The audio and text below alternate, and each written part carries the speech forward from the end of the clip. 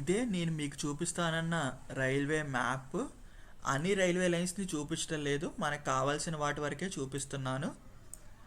ఇదే Guntur Nandyal railway line.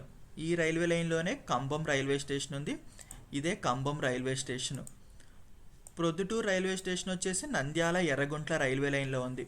ఇది ఎర్రగుంట్ల, ఇది నంద్యాల, ఇది రైల్వే లైన్. ఇదిగోండి, ఇది ప్రొద్దుటూరు రైల్వే స్టేషను. ఇంకా ఇటు గుంతకల్లు, ఇక్కడ కడప, అనంతపూరు ఇవన్నీ ఉన్నాయి. ఇప్పుడు మీకు నేను ఈ కంబం ప్రొద్దుటూరు రైల్వే లైన్ ఎటుగుండగా పాస్ అవుతుందో చూపిస్తాను.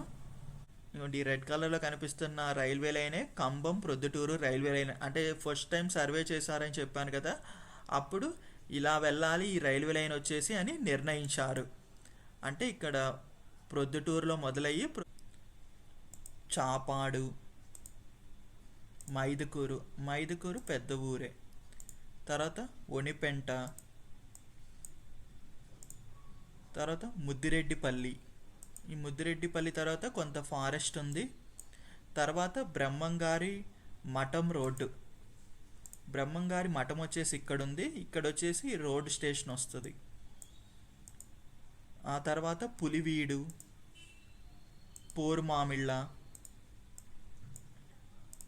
ఆ తర్వాత వసుదేవపురం నుంచి ఇలా రామేశ్వరం మీదుగా కొమరోలు, నల్లగుంట్ల నుంచి తాటిచెర్ల. ఈ తాటిచెర్ల తర్వాత నుంచి కొంచెం ఆల్రెడీ ఈ కంబం గిద్దలూరు రైల్వే లైన్కి ప్యారలల్గా వెళ్తుందని చెప్పాను కదా, ఆ తాటిచెర్ల దగ్గర నుంచి కొంచెం ప్యారలల్గా వెళ్తుంది. అప్పటికీ దూరం బాగానే ఉంటుంది ఆ రెండు లైన్స్కి మధ్య, కానీ కొంచెం ప్యారలల్గా వెళ్తుంది. మోక్షగుండం, బేస్తవారిపేట. ఈ బేస్తవారిపేట తర్వాత ఈ గుంటూరు నంద్యాల రైల్వే లైన్లో కలుస్తుంది ఇక్కడ ఖమ్మం రైల్వే స్టేషన్ దగ్గర. ఇలా వెళ్తుంది రైల్వే లైన్. ఇలా ఇక్కడేమో టూ సైడ్స్ ఫారెస్ట్ ఉంది, ఇటు సైడ్ ఫారెస్ట్ ఉంది, ఇటు సైడ్ ఫారెస్ట్ ఉంది, మధ్యలో వెళ్తుంది. అలాగే ఇది కొంచెం హిల్లీ ఏరియా కూడా. సో మీకు ఓన్లీ ఇప్పుడు జస్ట్ లైన్ వరకు చూపిస్తాను, అప్పుడు క్లియర్ కనిపిస్తుంది. సో ఇలా వెళ్తుంది. అంటే ఇవే స్టేషన్స్ కాదు, ఇంకా మరికొన్ని వచ్చే అవకాశం ఉంటుంది. అలాగే కొంచెం లైన్ మార్పులు చేర్పులు జరిగే అవకాశం కూడా ఉంటుంది. అంటే వన్స్ ప్రాజెక్ట్ వర్క్ స్టార్ట్ అయిన తర్వాత, నిర్మించడం మొదలైన తర్వాత. చూడండి, ఇది చాలా హిల్లీ ఏరియా, అందుకే చాలా వెనకబడిన ప్రాంతము. సో ఈ రైల్వే లైన్ నిర్మించడం వల్ల ఈ ప్రాంతంలో ఉన్న ప్రజలకి ఉపయోగకరంగా ఉంటుంది. అలాగే ఇంకో ఆల్టర్నేట్ రూట్గా కూడా ఏర్పడుతుంది.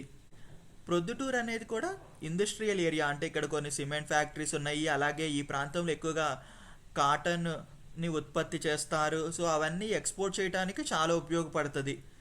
అలాగే ప్రొద్దుటూరులో ఇలా దుర్గామాతకి సంబంధించి టెంపుల్ కూడా ఉంది. మైసూర్ తర్వాత సెకండ్ మైసూర్ అంటారు పొద్దుటూరుని.